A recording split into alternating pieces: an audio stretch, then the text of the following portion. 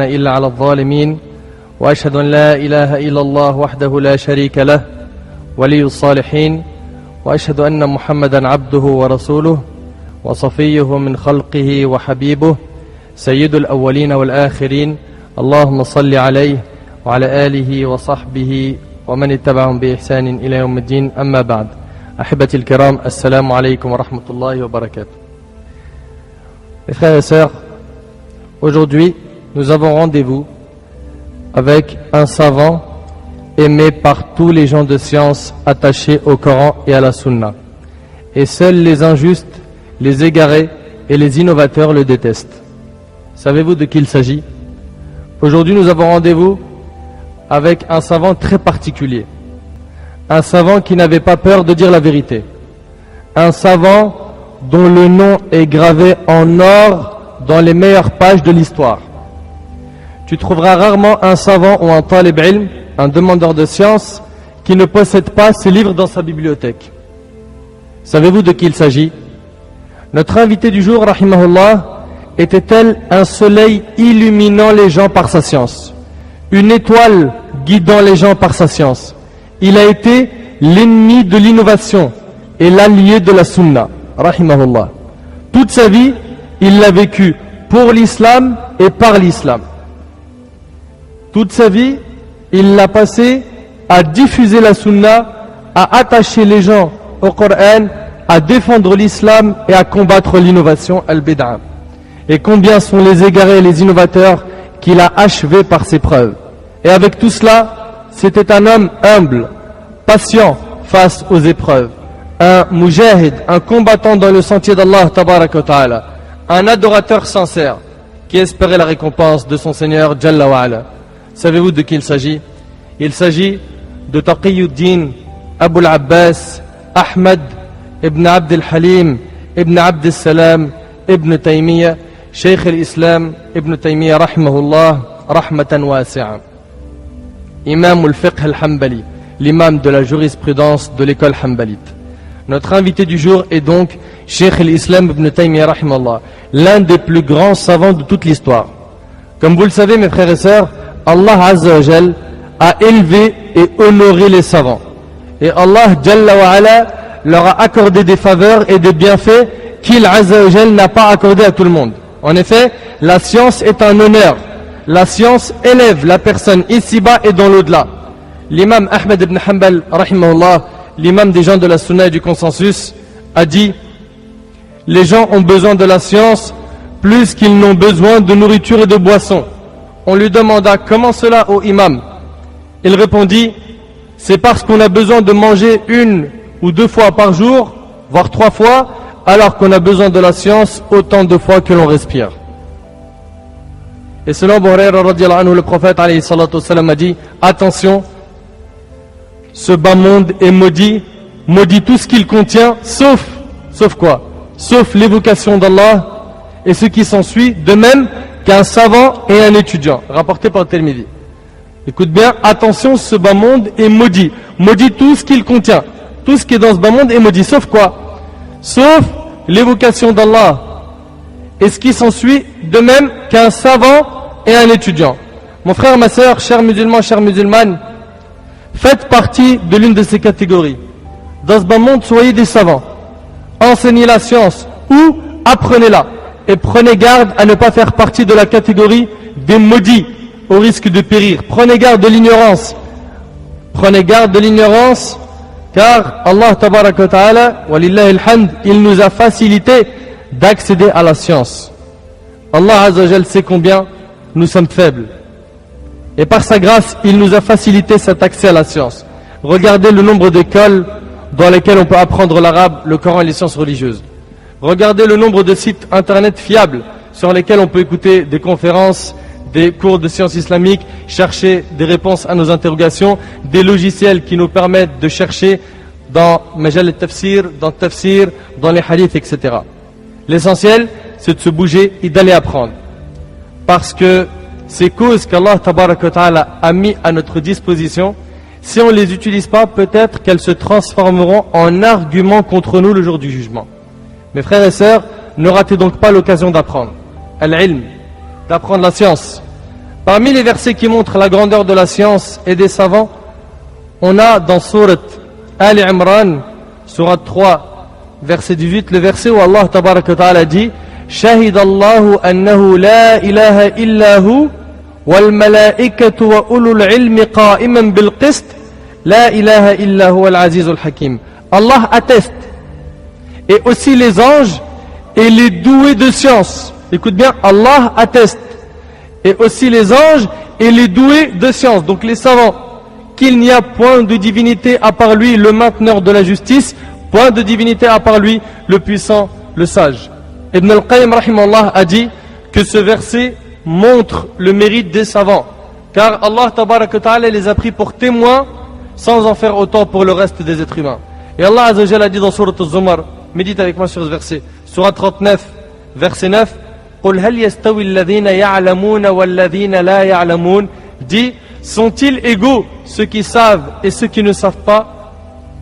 C'est la science qui fait la différence, ce n'est pas ton salaire ou ton compte à la banque, ou la marque de ta voiture, ou ton rang social, ou tes diplômes. C'est la science. Al-ilm al-nafi'. Allah tabaraka wa ta'ala a établi la différence entre les gens par la science. قُلْ هَلْ يَسْتَوِي الَّذِينَ يَعْلَمُونَ وَالَّذِينَ لَا يَعْلَمُونَ. Dit, sont-ils égaux ceux qui savent et ceux qui ne savent pas? Ils ne sont pas égaux. Celui qui sait, il a plus de mérite. Wadih? Allah a établi la différence entre les gens par la science. Et vous savez quoi? Allah tabaraka wa ta'ala a établi cette différence par la science même entre les chiens. Tu vas me dire, mais comment ça? Même entre les chiens.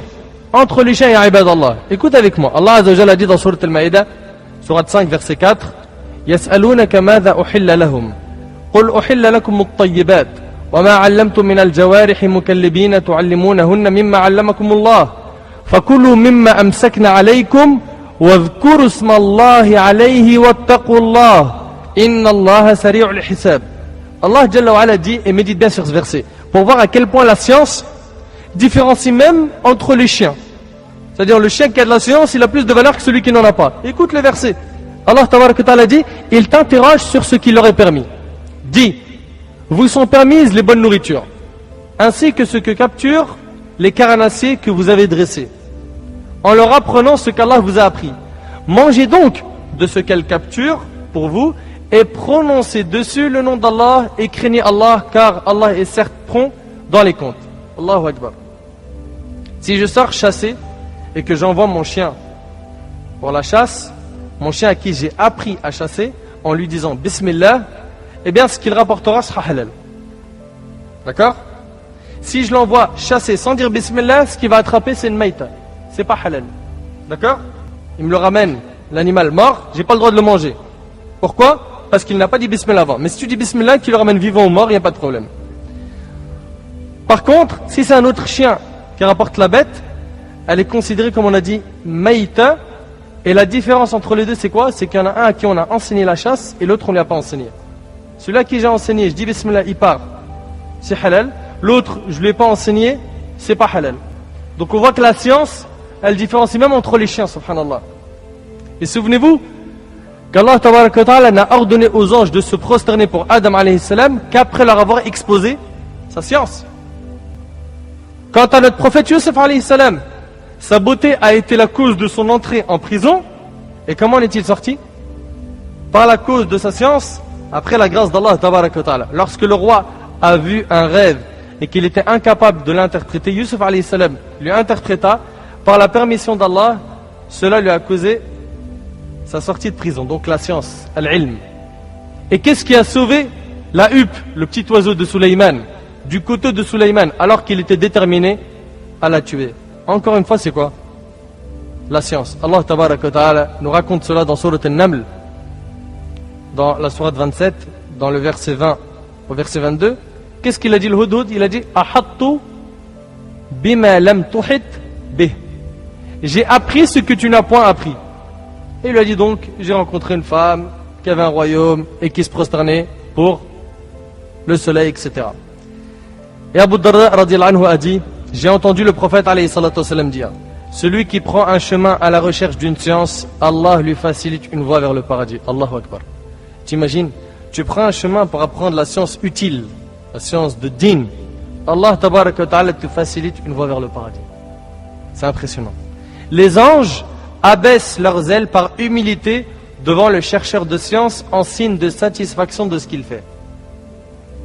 Tous les habitants des cieux et la terre, et là je veux que tu médites sur cette phrase, tous les habitants des cieux et la terre, donc les habitants des cieux, les anges qui sont par milliers, millions, d'accord, des nombres que seul Allah connaît, tous les habitants des cieux et la terre, vous savez très bien que sur terre il y a beaucoup d'habitants, jusqu'aux poissons dans l'eau, prient pour l'absolution du savant. Ils font tous des doigts pour qu'Allah pardonne au savant, à celui qui a de la science. Tous les habitants des cieux et de la terre, jusqu'aux poissons, même les poissons qui sont dans l'eau, ils invoquent Allah Azza wa Jal en demandant à Allah de te pardonner tes péchés. C'est pas impressionnant? Ça te donne pas envie d'apprendre la science et d'être un savant? La supériorité du savant par rapport au dévot est égale à la supériorité de la lune par rapport à l'ensemble des étoiles. Et regarde ce qu'il dit le prophète alayhi salatu wassalam, les savants sont les héritiers des prophètes. Mais les prophètes, ils ont laissé quoi en héritage? De l'argent? Qu'est-ce qu'ils ont laissé en héritage? Des dirhams? Ils ont laissé al-ilm, la science. Or, les prophètes n'ont laissé en héritage ni dinar, ni dirham, mais ils ont laissé la science. Celui qui la recueille a recueilli une part énorme rapportée par Abu Daoud. Donc, subhanallah, les anges, les animaux, les insectes, les pierres, les montagnes, les arbres, etc., ils demandent pardon pour toi. Ils demandent pardon pour toi dans le cas où tu as la science, tu as al-ilm, tu es un savant. Comment refuser ce cadeau? Voulez-vous un autre cadeau? Ne savez-vous pas que celui qui apprend une science et l'enseigne en sera récompensé à chaque fois qu'elle sera mise en pratique?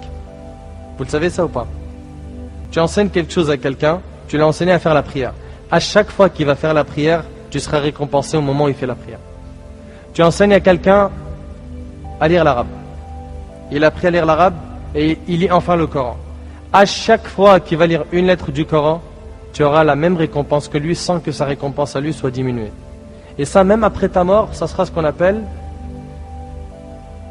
une science, ilmun nafa', comme l'a dit le prophète alayhi salatu wassalam, une science utile que tu as laissée, qui va faire que tes bonnes actions augmenteront même après ta mort.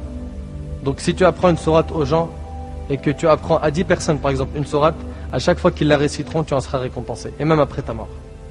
Et même après ta mort, d'où l'importance de la science. Et la preuve de ce que je suis en train de dire, le prophète alayhi salatu wassalam a dit, celui qui appelle à une bonne voie, il appelle à une bonne voie, a un salaire égal à celui de tous ceux qui la suivent, sans rien diminuer de leur propre salaire apporté par Muslim. Et sachez que les mérites de la science sont très nombreux, on pourra en parler pendant des heures. Mes frères et sœurs, l'œuvre du savant ne s'arrête pas à sa mort. Sachant qu'il a laissé une science utile aux gens, il continue à récolter des millions de hasanat après sa mort. T'imagines? Sachez mes frères et sœurs que celui à qui Allah facilite le chemin de la science, c'est qu'Allah subhanahu wa ta'ala l'aime. L'aime. Si Allah subhanahu wa ta'ala t'a facilité de prendre le chemin de l'apprentissage de la science, c'est qu'Allah tabaraka wa ta'ala t'aime. La preuve. D'après Muawiyah radiyallahu anhu, le prophète alayhi salatu wassalam a dit, celui à qui Allah veut du bien, il lui accorde quoi? 1 million d'euros? Une belle femme? Une belle voiture? Une cabriolet? Qu'est-ce qu'il lui accorde? Les diplômes qu'il recherche, il lui accorde quoi? Celui qui Allah veut du bien, il lui accorde la compréhension de la religion. Yufaqihu fid-din. Allah subhanahu wa ta'ala lui facilite l'accès à la science. Et surtout à la compréhension de la science. Le fahm. Parce qu'il y a beaucoup de gens, comme vous le savez, ils ont appris beaucoup, mais ils ne comprennent pas ce qu'ils ont appris. Apprendre, il a appris. Mais après, al-fahm, al-fiqh, il l'a pas. Il ne comprend pas ce qu'il a appris. Et le hadith que l'on a cité est rapporté par Bukhari et Muslim. Et notre invité du jour, Cheikh al-Islam Ibn Taymiyyah rahimahullah, qui a une énorme place dans le cœur de chaque personne de la sunna, était un faqih dans le din. Il était un savant spécialisé dans la compréhension dans la religion. C'était un savant qui avait une compréhension extraordinaire de la religion.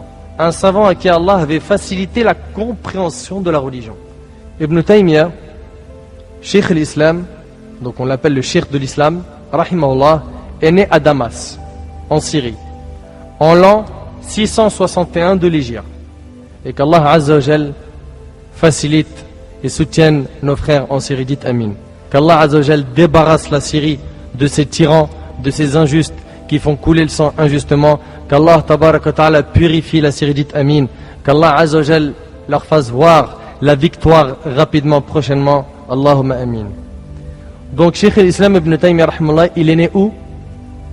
À Damas en Syrie, en l'an 661 de l'Hégire. Et c'est là-bas qu'il a grandi.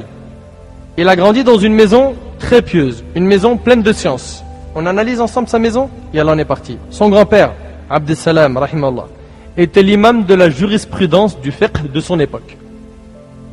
Son grand-père, c'était l'imam du fiqh de son époque. Les savants de son époque disaient de lui, la science lui a été facilitée, tout comme le fer a été amolli pour Daoud alayhi salam. Subhanallah. Un jour, on questionna son grand-père à propos d'un sujet. Il y a donné 60 réponses. Un sujet, il a donné 60 réponses. T'as vu l'ilm, la science? Ça, c'était son grand-père. C'était une université à lui tout seul. Quant à l'oncle de son grand-père, il était le mufti et le prêcheur Muhammad ibn al-Khadr. Et pour ce qui est de sa grand-mère, il s'agit de Taymiyyah. C'était une prédicatrice qui avait beaucoup de science. Enfin, son père, Abd al-Halim, faisait partie des grands savants. Voici la maison dans laquelle a grandi Cheikh l'Islam Ibn Taymiyyah rahimahullah. Une maison pleine de piété et de science. Ibn Taymiyyah rahimahullah a donc été abreuvé de cette science depuis tout petit. Sa mère ne s'est pas contentée de l'allaiter du lait seulement, mais elle lui a donné en même temps, qala Allah wa qala Nabi alayhi salatu wassalam, elle lui a donné une éducation religieuse depuis son enfance. Il mémorisa le Coran avant l'âge de 10 ans. Puis, il se mit à apprendre les différentes matières de la science religieuse. Et là, nous avons une première leçon à tirer. Tout père qui souhaite que son enfant devienne un savant doit obligatoirement lui préparer l'environnement sain qui lui convient. Tu veux que ton enfant soit un alim? Prépare-lui l'environnement. La première étape pour ça, c'est de choisir une mère pieuse. On ne choisit pas une femme parce qu'elle est belle seulement. Belle et elle n'a pas la religion. Elle va te servir à quoi, mon frère? Quelle éducation va découler de ce type de femme? Comment est-ce que tu vas éduquer tes enfants? Elle va les éduquer à quoi? Au Coran et à la Sunna, ou à Dora l'exploratrice? À quoi? Donc, très important de faire attention au choix de la femme. D'accord?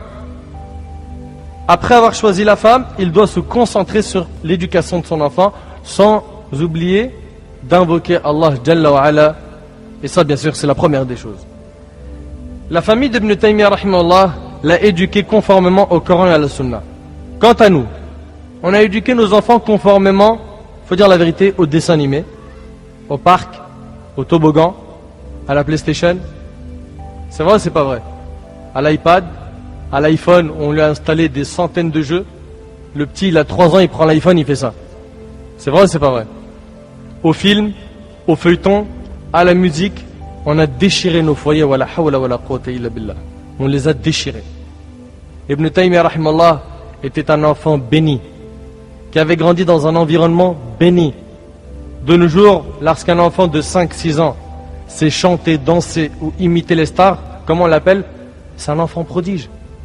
C'est un enfant miracle. Allah yibarak, mon fils. Viens, Wouldi, viens. Imite le président. T'as vu, chouf? T'as vu, mashallah, Allah yibarak?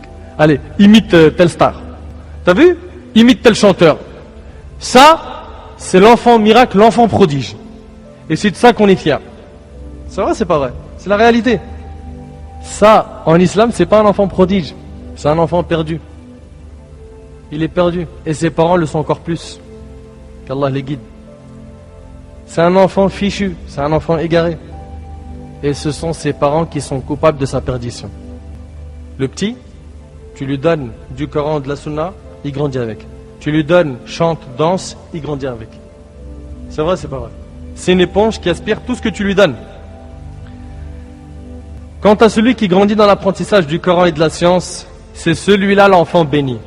Pas comme l'enfant miracle à 2 centimes là, qui sait que chanter et danser. Et puis sachez que les miracles ont été enterrés avec notre prophète Mohammed alayhi salatu wassalam, dont dire l'enfant miracle, ça vaut pas un sens. Et je vais vous raconter un passage très impressionnant qui est ajib de la vie d'Ibn Taymiyyah. Ibn Taymiyyah rahimahullah a été la cause de la reconversion d'un homme juif alors qu'il était encore un enfant. Je veux que tu essayes d'imaginer. Je veux que tu essayes d'imaginer, toi qui as des enfants, que ton petit enfant de 7-8 ans, d'accord, en allant voir un juif ou un chrétien, il a réussi à être la cause de sa reconversion. Il y en a, yastab'idoun al-amr, ils voient ça trop loin. Ils se disent, moi mon fils, il vient d'apprendre la Fatiha hier. Quand il avait l'âge de 7 ou 8 ans, Ibn Taymiyyah allait et venait de ses cours de Coran. Donc il faisait des va-et-vient pour ses cours de Coran, portant avec lui ses livres. Un jour, un homme juif l'arrêta pour le questionner. Ibn Taymiyyah lui répondit. Le lendemain, pareil, il l'arrête. Et Ibn Taymiyyah lui répond. Et l'homme juif était impressionné par la science d'Ibn Taymiyyah. Là, on parle de 7-8 ans. Il était impressionné par sa science. Quelques jours plus tard, cet homme juif embrassa l'islam. Allahu Akbar. Vous voyez un petit peu la baraka de l'éducation de ses parents et comment il y avait de la baraka en lui, rahimahullah, concernant sa science. Cheikh al-Islam Ibn Taymiyyah rahimahullah est devenu mufti à moins de 20 ans. Moins de 20 ans, on lui a dit tu te dois de te prononcer dans les sujets religieux. Tu dois t'avancer et tu fais fatwa. Moins de 20 ans. Et il ne l'a fait qu'après que les grands savants de son époque lui aient ordonné d'enseigner la science aux gens et d'émettre des fatwas. Et depuis environ l'an 688 de l'Hégire jusqu'aujourd'hui, en 1434, soit plus de 700 ans plus tard, Cheikh al-Islam est une parmi les grandes références de la communauté, n'est-ce pas? Ibn Taymiyyah rahimahullah nous a légué une science immense. Il a écrit de ses propres mains 300 volumes. Et à l'époque, il faut que tu saches que c'était pas avec un clavier, il y avait Word, tac tac tac tac tac tac tac tac, copier coller copier, il n'y avait pas tout ça. C'était pas avec un stylo, c'était avec la plume et l'encre. C'était avec la plume et l'encre. Ibn Taymiyyah rahimahullah a écrit de ses propres mains 300 volumes. 300 volumes, ya ibadallah.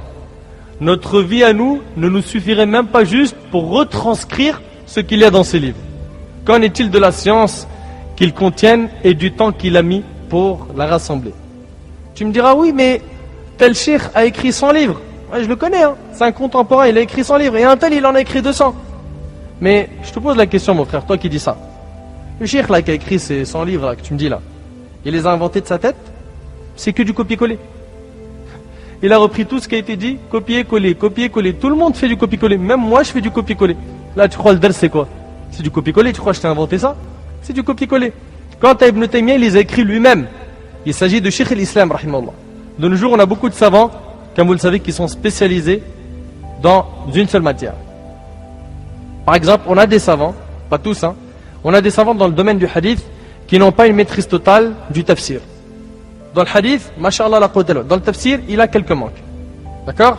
D'autres, dans le tafsir, n'ont pas une maîtrise totale du fiqh, etc.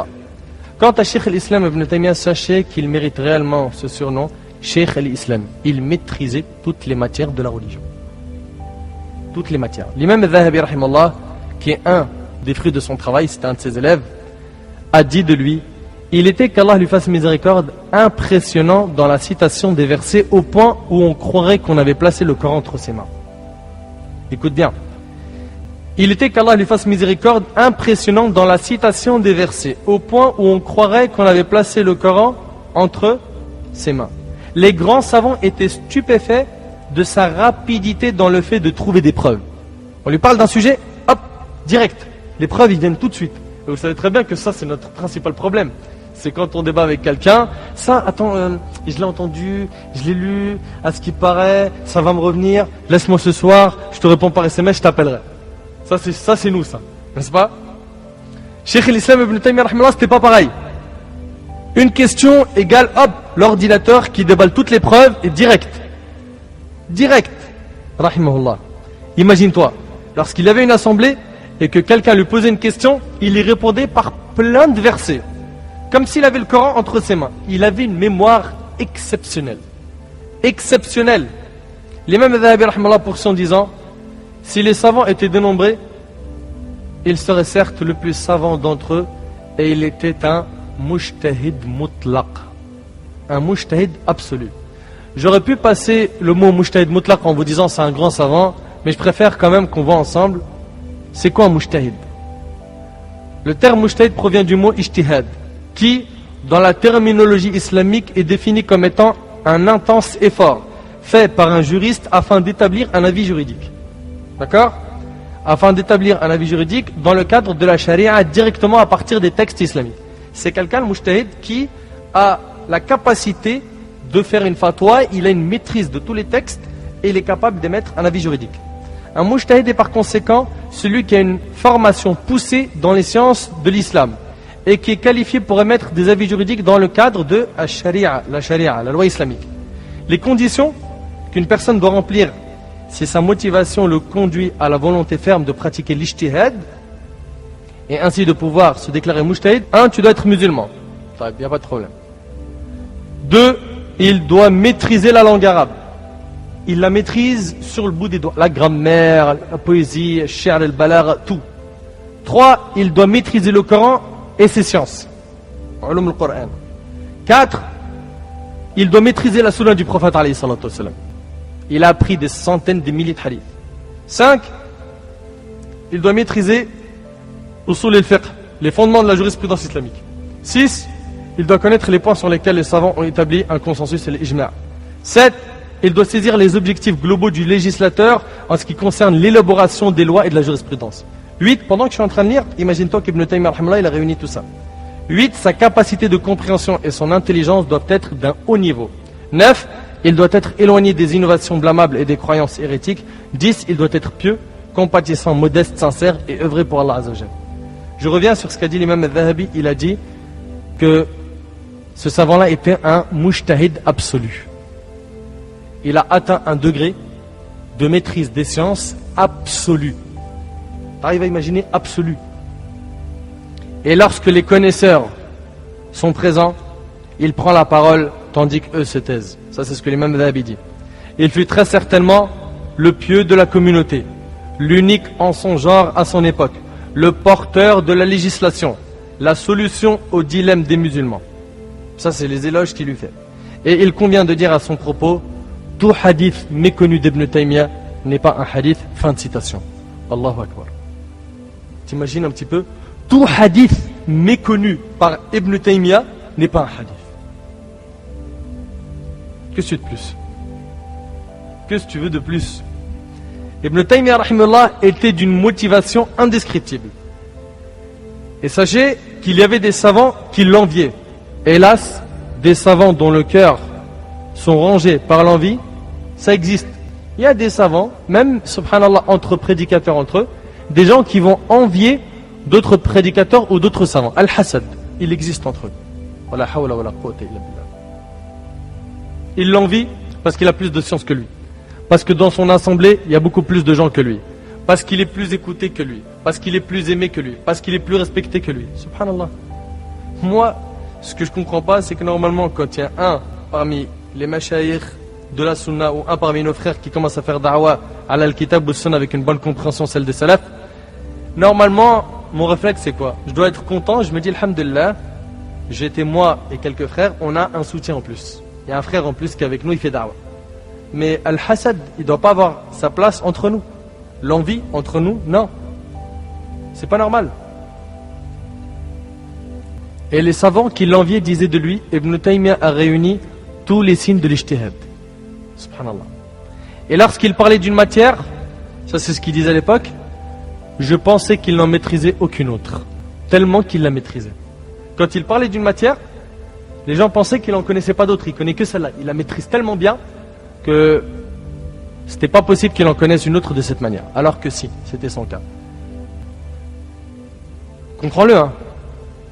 Ibn Taymiyyah, quand il était questionné sur le fiqh, on avait l'impression qu'il ne connaissait aucune matière après le fiqh.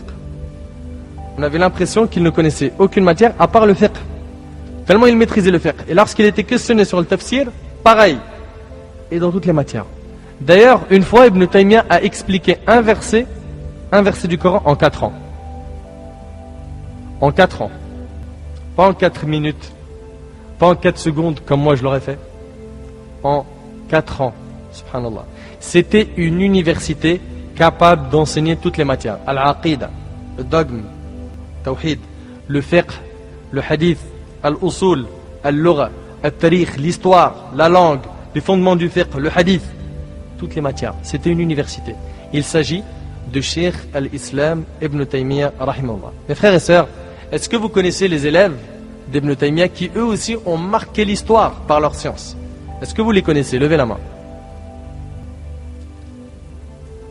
Ibn al-Qayyim al-Jawziyya rahimahullah, à lui seul, il a porté un poids extraordinaire.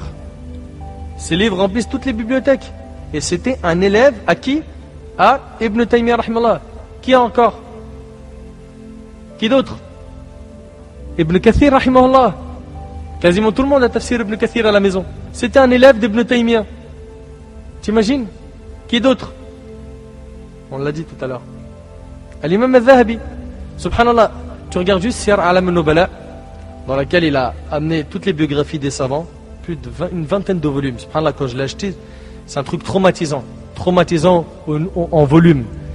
Et l'imam al-Zahabi, c'est un élève d'Ibn Taymiyyah. Et ils font partie, tous ces shuyukh-là, ces savants-là, rahimahullah, des références religieuses des gens de la sunna et du consensus. C'est des références. Et chacun de ces noms que j'ai cités, les élèves de Cheikh al-Islam, méritent une conférence à lui tout seul. Ça, c'est pour vous dire que si les élèves ont ce niveau, qu'en est-il de celui qui leur a enseigné, leur professeur? Quand je vous disais qu'il a écrit de ses propres mains 300 volumes, certains pourraient se poser comme question, mais où a-t-il trouvé le temps de les écrire? Il débattait avec les savants, il débattait avec les innovateurs en leur apportant les preuves, il passait sa nuit en prière, il évoquait abondamment son Seigneur, il enseignait la science, et avec tout ça, il trouvait le temps d'écrire. Mais comment? C'est parce qu'Allah Azza wa Jal lui a accordé quoi? Pas le temps. Le temps on l'a, n'est-ce pas? Pourquoi on ne fait pas la même chose? La baraka dans le temps. Allah subhanahu wa ta'ala, il lui a béni son temps. Les gens qui font beaucoup dans la religion et qui œuvrent pour la Ummah, il faut savoir que ces gens-là, Allah subhanahu wa ta'ala, il leur a accordé une baraka dans le temps. Parce qu'on a tous les mêmes 24 heures. Mais on n'a pas tous le même fruit du travail, hélas. La baraka d'Allah. Vous savez mes frères, ainsi que vous mes sœurs, l'imam al-Nawawi rahimahullah, l'imam al-Nawawi, vous connaissez l'imam al-Nawawi? Riyad al-Salihin, l'Arba'in al-Nawawiyya, le Majmou' dans le fiqh. L'imam al-Nawawi rahimahullah, il est mort à quel âge vous savez? 45 ans. 45 ans. Tu regardes ce qu'il a écrit, t'es scotché. T'es scotché. Cette montagne de science dont on entend si souvent le nom est mort alors qu'il n'avait que 45 ans. Quand est-ce qu'il a eu le temps d'écrire tous ces livres? Comme je vous l'ai dit, c'est parce qu'Allah Azza wa Jal lui a béni son temps. D'accord? Comprends-le bien ça. Cheikh al-Islam Ibn Taymiyyah rahimahullah, il ne s'est pas marié. Il ne s'est pas marié. Tout comme l'imam al-Nawawi rahimahullah, il ne s'est pas marié. Le jour où nous, on pense qu'à ça. Et bien sûr, s'il s'était marié, ça aurait été encore mieux. Mais tout ça pour vous montrer à quel point la science occupait leur vie. Au point où ils ont oublié de se marier. Un jour, on informa l'imam Ahmed que Bishr ne s'était pas marié. Il répondit: oh, vous vous êtes préoccupé par des petites affaires. S'il s'était marié, il aurait complété sa religion. Donc l'imam Ahmed rahimahullah, il montre qu'il faut se marier. D'accord? Que c'est une manière de compléter sa religion. Le mariage fait partie de la religion et il fait partie de la sunna des prophètes alayhim salam. L'imam al-Tirmidhi rahimahullah a rapporté d'après Abu Ayyub que le prophète alayhi salatu salam a dit 4 sont des traditions des messagers: le henné, le parfum, le siwak et le mariage. Ça fait partie des traditions des messagers. Donc le mariage est une chose à faire. D'accord? Et il ne faut pas tomber dans un extrême, délaisser la science ou délaisser le mariage. Il nous faut concilier entre les deux. Les pauvres étaient très attachés à Cheikh al-Islam Ibn Taymiyyah rahimahullah. Subhanallah. Et ça franchement ça fait plaisir. Tu vois que le savant, avec sa science, il a réussi à gagner le cœur des pauvres. C'est vrai, c'est pas vrai? Il a réussi à gagner le cœur des pauvres. Et le jour de sa mort, ils furent touchés par une grande tristesse. Mais pourquoi? Parce qu'il, rahimallah, leur accordait beaucoup d'importance, il passait du temps avec eux. Ah bon? Ah, le savant, il n'était pas dans le palais du roi avec les riches, avec ceux qui ont beaucoup d'argent, il profitait pas de sa science pour avoir de l'argent, un rang. Non, il restait avec les pauvres. Il restait avec les pauvres. Il leur accordait beaucoup d'importance, il passait du temps avec eux. Il trouvait le temps de discuter avec eux, de les écouter, d'écouter leurs plaintes. Il se sentait concerné par leurs problèmes, rahimallah. Wallahi, c'était un homme extraordinaire. Plus encore, on retrouvait rarement Cheikh al-Islam dans les assemblées des riches, des princes ou des ministres. Cheikh al-Islam ibn Taymiyyah rahimahullah était l'imam de tous. Il n'était pas comme certains prédicateurs ou pseudo-prédicateurs de nos jours, qu'Allah les guide, qui sont des marionnettes, qui ne représentent rien à part eux-mêmes et que l'État a utilisé pour en faire des clowns dans les médias. Ils sont fiers lorsqu'ils partent à la rencontre de tel ministre ou tel homme politique. Et Cheikh al-Islam ne mangeait pas de ce pain. Il n'était pas de cela. Ibn Taymiyyah rahimahullah n'était pas comme ça. Saïd ibn al-Musayyib rahimahullah rapporte même des paroles impressionnantes à ce sujet. Il dit: si vous voyez les savants trop fréquenter les assemblées des émirs, accusez-les dans leur religion. Accusez-les, ils sont bizarres. Accusez-les dans leur religion. Parce que l'émir prend de la religion du savant en contrepartie de ce qu'il va lui donner de son bas monde. Ça, il faut bien le comprendre. Parce que l'émir prend de la religion du savant en contrepartie de ce qu'il va lui donner de son bas monde. Certains chouyours ne vont pas blâmer le haram présent dans les assemblées de ces gens riches. Pourquoi? Parce qu'il a un intérêt dans l'histoire. Mais mon frère, crois-moi, si tu agis comme ça, c'est toi le perdant. Tes yeux vont s'habituer au péché. Et c'est pour ça que de nos jours, on entend de plus en plus de fatwas catastrophiques. Les fatwas émises par des grands responsables religieux, leur cause c'est quoi? Généralement, c'est que ces gens-là, ils ont trop fréquenté les grandes classes et qu'ils ont cherché la notoriété ou à se faire un nom, ou à se faire de l'argent ou à avoir quelque chose de ce bas monde. Des fatwas sur mesure, des fatwas tracés à la règle et au compas pour monsieur un tel. Wala hawla wala quwwata illa billah. Un jour, Haroun al-Rashid demanda à l'imam Malik de venir enseigner la science à ses enfants dans son palais. Haroun, c'est le roi. Médite bien sur ça. Haroun al-Rashid, rahimahullah, il demande à l'imam Malik. Vous savez c'est qui l'imam Malik? L'imam Malik, rahimahullah. Qui connaît pas l'imam Malik? Cette montagne de science. Il demande à l'imam Malik de venir enseigner la science à ses enfants dans son palais. Jusque-là, il n'y a pas quelque chose de méchant, n'est-ce pas? À nos yeux, on ne voit pas vraiment le mal. L'imam Malik lui répondit: ô prince des croyants, regarde comment il s'adresse à l'émir. Ô prince des croyants, sache que c'est nous qui devons aller vers la science et non pas la science qui doit nous être apportée. Et si tu viens à la mosquée, assieds-toi alors là où tu trouveras de la place. Tu es comme les autres. Pour la science, il n'y a pas de zama, je suis le patron, le ministre, j'ai de l'argent, viens à la maison. Moi, je ne déplace pas mes enfants à ton école. Tu les ramènes et ils s'assoient par terre comme les autres. Regarde ce qu'il lui a dit. Et si tu viens à la mosquée, assieds-toi alors là où tu trouveras de la place. Il ne lui a pas dit: je te ramènerai une chaise à côté de moi. Tu t'assois, tu es modeste. Tu es venu, tu apprends, tu es comme les autres. Si tu viens en retard, tu te mets derrière. Tels étaient nos anciens savants. Et sans aucun doute, il y a également beaucoup de khir en nos savants contemporains, et tel est le cas d'un grand nombre de savants, walillahi alhamd. Mes frères et sœurs, parmi les épreuves de ce bas monde, il y a le fait d'être éprouvé par un dirigeant injuste et corrompu. Et souvent cela n'arrive que lorsque les gens de science deviennent eux aussi corrompus. Et qu'aucun d'entre eux n'ait le courage de faire face à ce dirigeant injuste, avec sagesse bien sûr. Hélas, le dirigeant prend une décision et la soi-disant personne de science lui répond: oui chef, à vos ordres. Et ainsi, ils autorisent le haram. Et ils émettent des fatwas et prennent des décisions tout en sachant qu'elles sont fausses. Il y en a même certains qui étaient d'un avis, mais une fois qu'ils ont occupé tel poste, ils ont transformé cet avis en son contraire. Wallahi que c'est une catastrophe. Et cette personne ne devient ainsi que si elle s'attache à ce bas monde. Quant à Cheikh al-Islam ibn Taymiyyah rahimahullah, il était un homme populaire. Il n'appartenait pas aux riches ou aux personnes de haut rang. Il se mélangeait à eux, il vivait à leur côté, il écoutait leurs plaintes et il sortait avec ses élèves. Écoute bien, c'est super important. Quant à Cheikh al-Islam ibn Taymiyyah rahimahullah, il était un homme populaire. Il n'appartenait pas aux riches ou aux personnes de haut rang. Lui, rahimahullah, il se mélangeait aux gens, la masse. Il vivait à leur côté. Il écoutait leurs plaintes. Et il sortait avec ses élèves, il allait même au marché avec eux. C'était pas quelqu'un de hautain, c'était pas quelqu'un qui se disait « Moi, j'ai trop un haut niveau, je me mélange pas ». D'ailleurs, celui qui a un certain niveau et qui délaisse les gens, qui n'est jamais accessible, ni par téléphone, ni on peut le voir, ni on peut l'appeler, ni on peut lui demander quelque chose, et qu'il a de quoi apporter, celui-là, il perd de sa valeur aux yeux des gens. N'est-ce pas? Il n'est pas accessible. Il se mélangeait aux gens, rahimallah. Et il appelait les gens à l'islam avec une langue douce. Il appelait au bien par le bien. Et il interdisait le mal sans employer de mal. C'est pour ça que les gens l'aimaient. Certains historiens rapportent que lorsque Cheikh al-Islam ibn Taymiyyah rahimahullah partit de Damas vers l'Égypte, un grand nombre d'habitants de Damas l'ont suivi. Les savants, les commerçants, les jeunes, les femmes, les enfants, tous pleuraient en lui demandant de ne pas partir. Il répondit, l'intérêt général veut que je quitte Damas pour l'Égypte.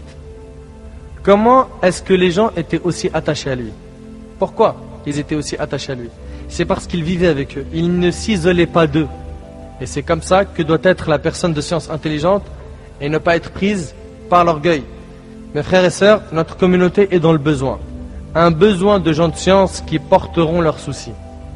Et le savant qui a le souci de la Ummah et qui a une place dans leur cœur est capable d'éduquer le gouverneur. Il est capable d'éduquer le gouverneur car le peuple est avec lui. Et le gouverneur réfléchira à 100 fois avant de causer du tort à ce savant. Mes frères et sœurs, sachez que Cheikh al-Islam ibn Taymiyyah rahimahullah était un adorateur impressionnant. Ses élèves rapportent que lorsqu'il se levait pour prier Salat al-Fajr, personne n'avait le courage de lui parler ou de lui poser la moindre question. Mais pourquoi? Pourquoi à votre avis?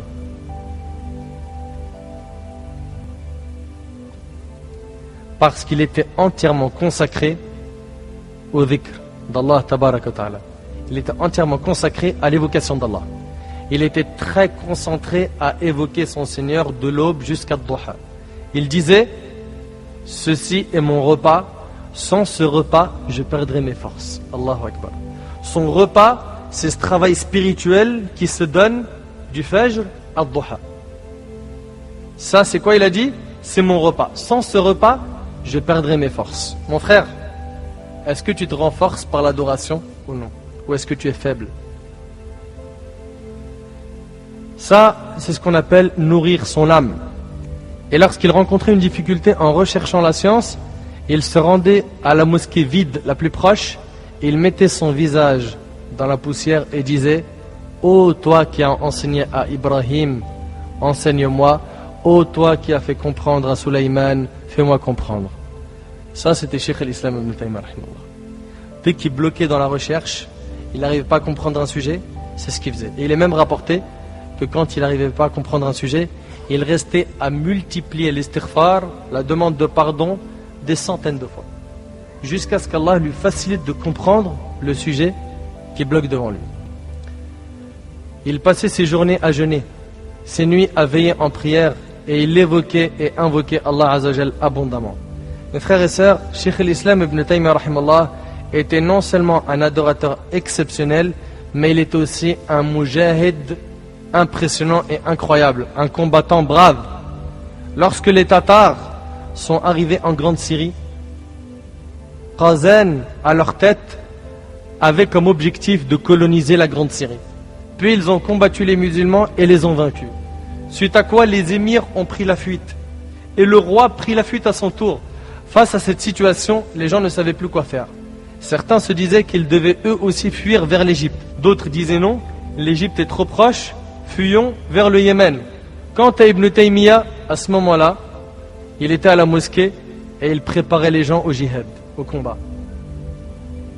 En leur rappelant la bataille des coalisés Al-Ahzab et de la grâce qu'Allah a accordée aux musulmans, les faisant ainsi désirer le martyr Ash-Shahada fi sabilillah. Il prépara donc une armée, protégea la ville et fit toutes les causes. Suite à cela, Ibn Taymiyyah, accompagné de certains dirigeants musulmans, sont partis à la rencontre du dirigeant des Tatars, Qazan. Au moment où ils se sont rencontrés, ils ont entamé un dialogue très tendu. Ibn Taymiyyah rahimahullah lui dit, tu te dis musulman?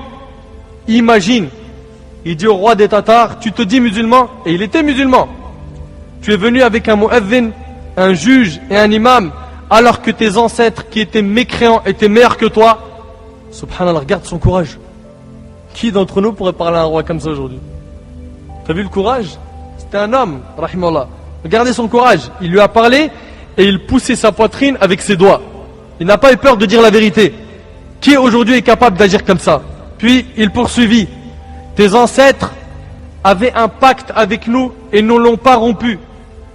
Ils n'étaient pas musulmans. Ils avaient un pacte avec les musulmans, ils ne l'ont pas rompu. Pourquoi nous as-tu envahis alors que tu prétends être musulman? Pourquoi tu t'es autorisé nos biens, nos vies, alors que tu prétends être musulman? Face à cette situation, le roi des Tatars, Qazen, est resté bouche bée. Bouche bée, il ne savait plus quoi dire. Étonné, il n'avait jamais vu autant de courage de sa vie. Il ne s'était jamais imaginé qu'un jour, il devrait affronter autant de courage. Il demeura silencieux. Puis il l'invita à manger avec eux. Il lui a dit, viens manger avec nous. Il dit, Ibn Taymiyyah, viens manger avec nous. Assieds-toi et mange avec nous, ô imam. Cheikh l'Islam lui répondit, comment pourrais-je manger une nourriture que vous avez dérobée des biens des musulmans? Une nourriture que vous avez cuisinée sur du bois, que vous avez découpé sans droit, yani les arbres des musulmans. Le roi des Tatars lui dit, je n'ai jamais vu un homme au cœur aussi ferme que le tien. Je n'ai jamais vu un homme au cœur aussi ferme que le tien. Allahu Akbar.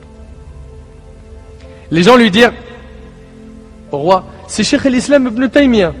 Il lui demanda alors, invoque Allah en ma faveur, ô imam. Regarde ce qu'Ibn Taymiyyah a fait comme dua en présence du roi. Ibn Taymiyyah rahimallah plaça alors sa main sur la poitrine du roi des Tatars et dit, ô Allah, si ton serviteur un tel, écoute bien, si ton serviteur un tel combat pour que ta parole soit la plus haute et pour que la religion soit entièrement pour Allah, ô Allah, soutiens-le et confie-lui le pays et les gens. Et s'il le fait par ostentation, espérant la notoriété et ce bas monde, pour que sa parole à lui soit la plus haute, et pour humilier l'islam et les musulmans, ô Allah, abandonne-le et détruis-le. Abandonne-le et détruis-le. Et le roi des Tatars disait, Amin, Amin.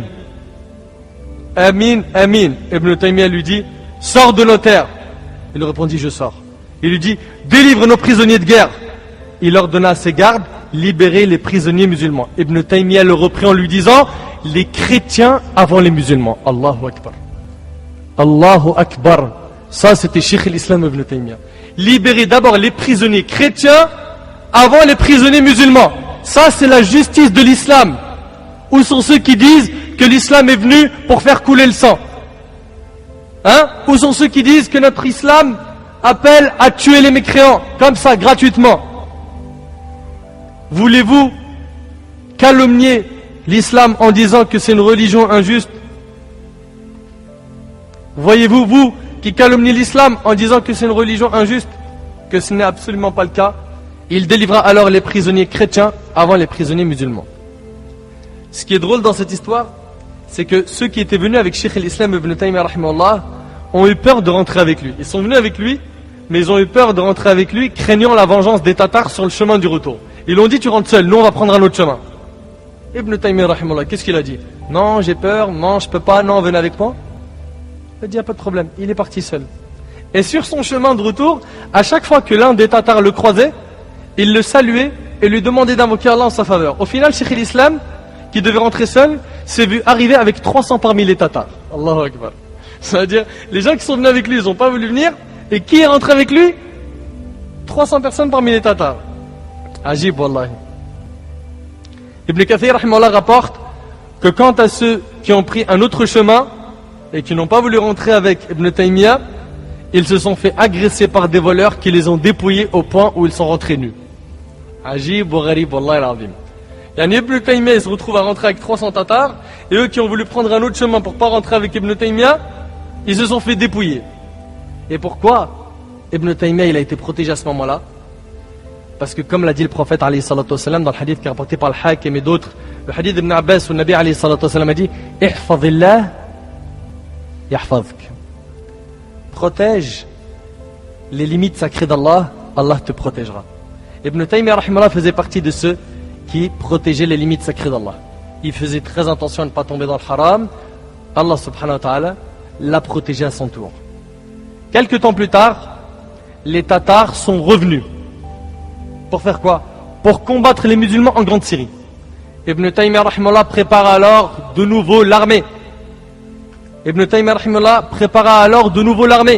Après avoir remarqué que les gens avaient très peur, il a donc préparé l'armée. Ibn Taymiyyah partit solliciter les dirigeants d'Égypte en leur demandant: aux dirigeants, si la Grande Syrie ne vous concernait pas, il vous aurait été obligatoire de la défendre.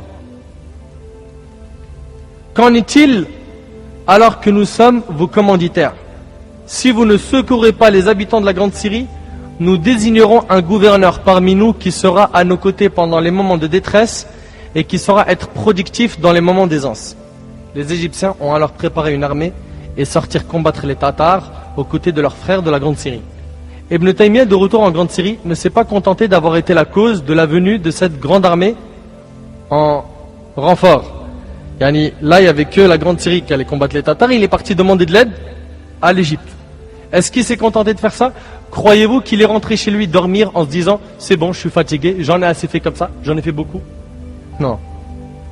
Est-ce qu'il a dit: c'est grâce à moi que tout se passe? Non. Ces gens-là n'étaient pas comme nous, qui sommes satisfaits de nos personnes pour un rien. Les gens furent stupéfaits de voir Cheikh l'Islam Ibn Taymiyyah rahimahullah portant son arme au milieu des combattants, disant aux dirigeants: et médite avec moi s'il te plaît.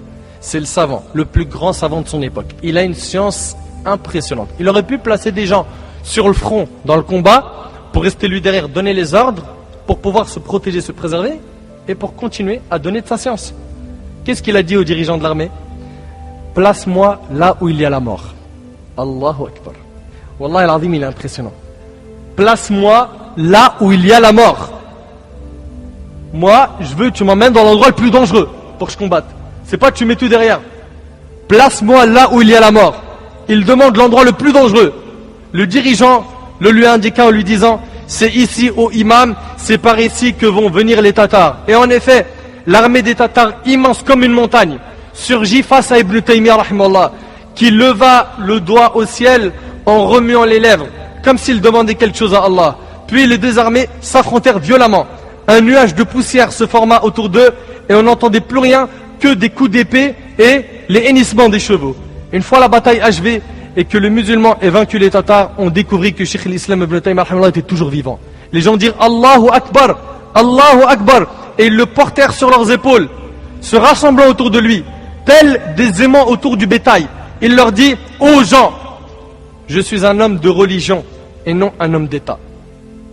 Je suis un homme de religion et non un homme d'État. En d'autres termes, il leur dit qu'il refuse tout poste. Il refuse d'être célèbre, il refuse d'être leur dirigeant. Impressionnant. Wallah al-Azim, impressionnant. Et croyez-moi que tout ce que je suis en train de vous dire, ce n'est qu'un résumé de sa biographie. Juste pour pas faire trop long. Mais sa biographie, elle est extraordinaire. Ensuite, sa guerre contre les innovateurs. Mes frères et sœurs, comme vous le savez, Cheikh l'Islam Ibn Taymiyyah est, jusqu'aujourd'hui, détesté par les gens de la Bid'a. Et là, j'attire votre attention. Mes frères et sœurs, comme vous le savez, Cheikh l'Islam Ibn Taymiyyah rahimahullah est jusqu'aujourd'hui détesté par les gens de la Bid'a, les innovateurs. Et cette animosité a des origines. C'est parce que Cheikh l'Islam rahimahullah ne cessait de les combattre. Combien de fois a-t-il débattu avec eux et combien de fois les a-t-il anéantis par ses preuves? Il faut le savoir ça. Les sectes égarées en veulent à Ibn Taymiyyah. Les sectes égarées s'en prennent immédiatement à Ibn Taymiyyah pour que nos grandes références disparaissent. Yani, subhanallah, cette année, j'ai dû parler avec un parmi cette secte égarée des Habash. Et la première chose qu'il a faite, c'est Ibn Taymiyyah, c'est un mécréant. Pourquoi c'est un mécréant? Parce qu'il a dit qu'Allah est plus grand ou plus petit que le trône. Et ça, il le diffuse. Et même sur leur site. Parce qu'il a dit qu'Allah est plus grand ou plus petit que le trône. Je lui ai dit: ah bon?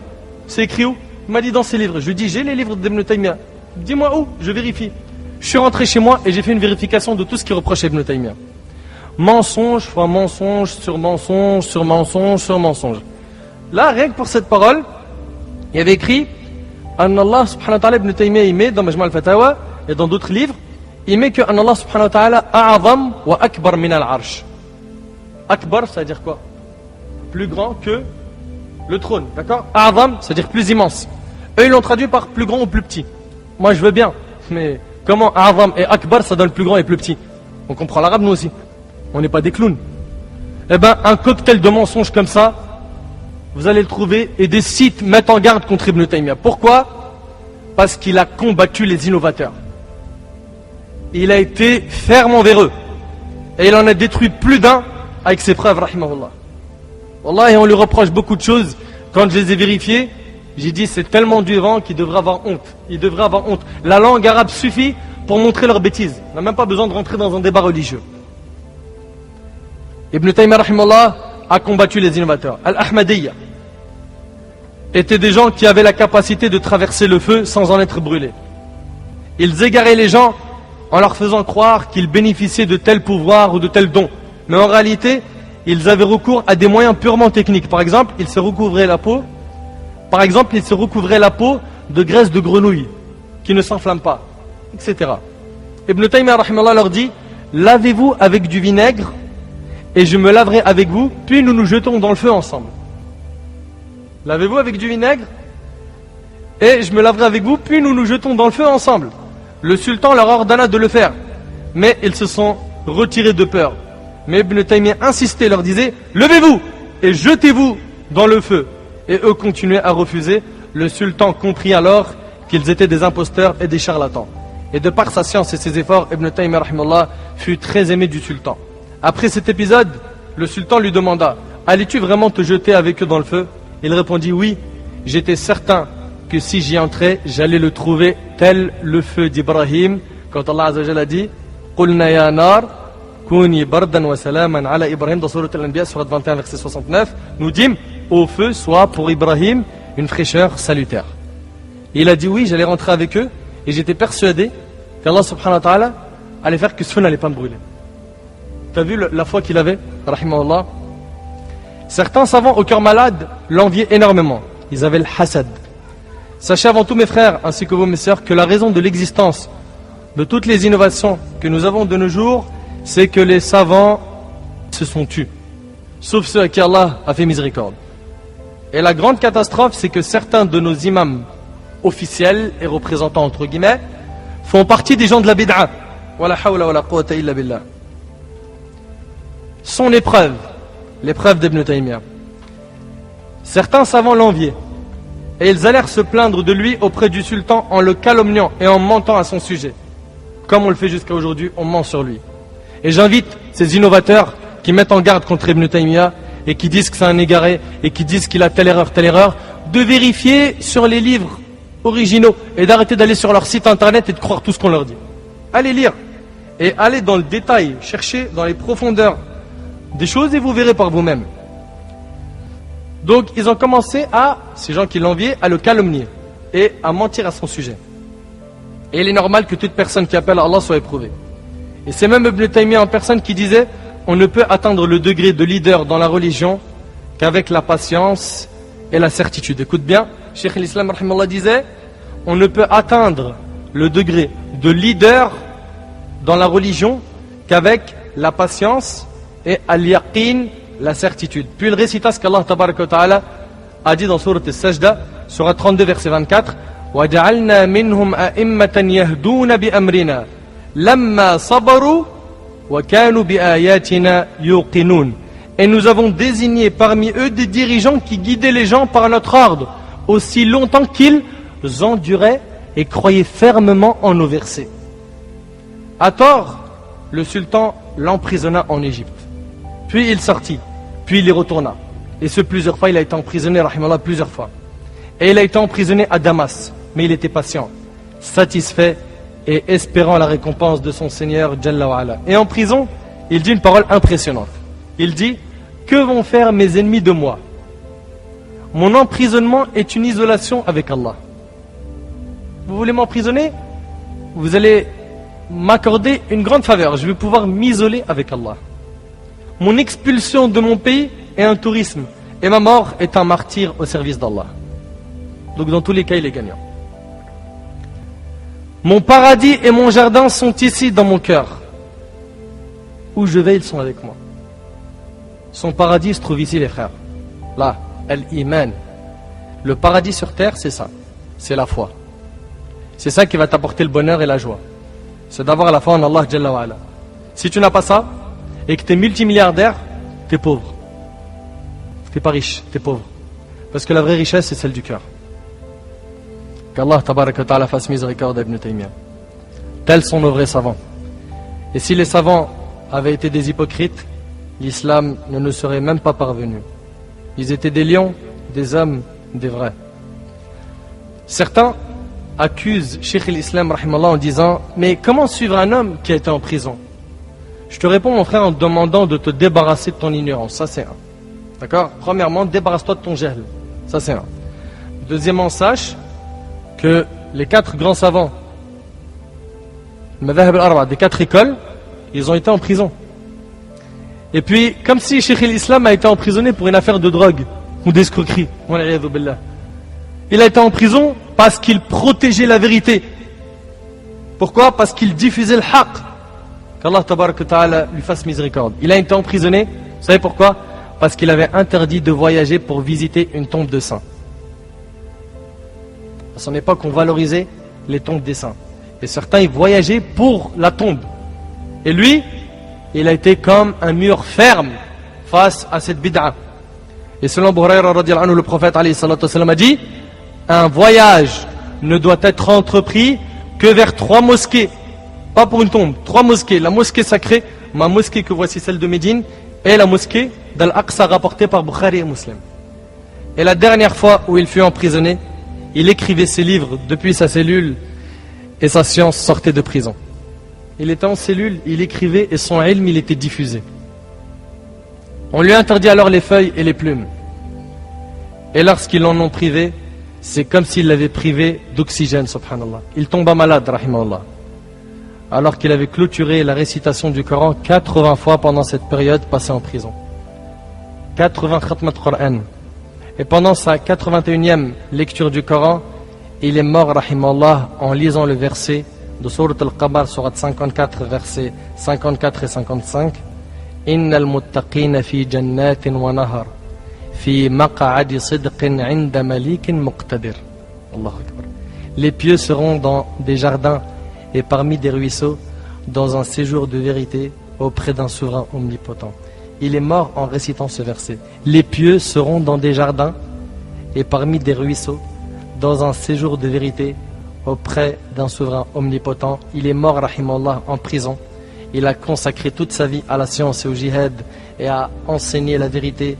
Ses élèves ont clôturé sa 81e lecture et il est rapporté que 200 000 personnes accomplirent la prière mortuaire sur lui.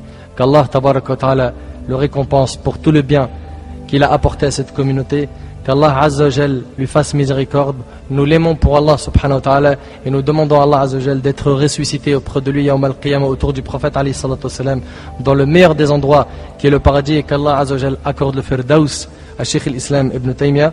هذا ما أعلم والله عز وجل أعلى وأعلم سبحانك اللهم وبحمدك أشهد أن لا إله إلا أنت أستغفرك وأتوب إليك وآخر دعوانا أن الحمد لله رب